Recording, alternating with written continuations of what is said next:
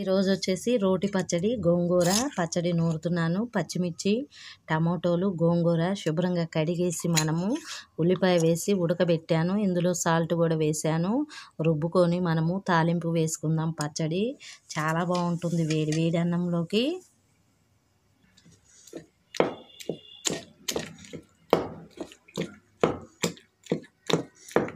పచ్చడి కచ్చా పచ్చిగా దంచుకొని తాలింపు వేసుకుందాం.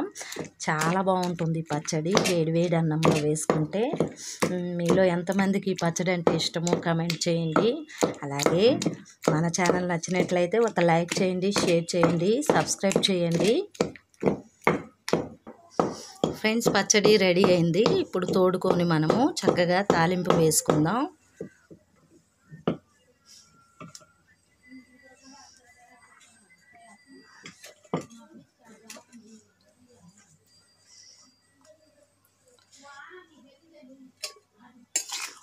ఎంతో టేస్టీగా ఉండే పచ్చడి రెడీ అయింది.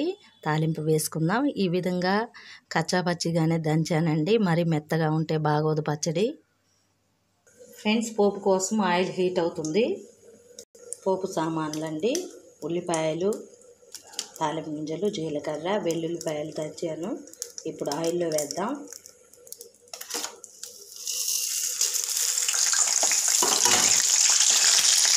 పోపు వేగిందండి, కరివేపాకు కూడా వేసాను. ఇప్పుడు కొంచెం పసుపు వేసుకుందాం.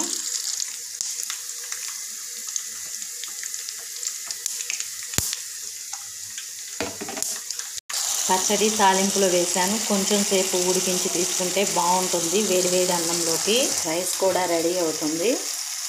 ఫ్రెండ్స్, ఎంతో టేస్టీగా ఉండే గోంగూర పచ్చడి రెడీ అయింది. వేడి వేడి అన్నంలో కొంచెం వేసుకొని తిన్నామంటే సూపర్గా ఉంటుంది.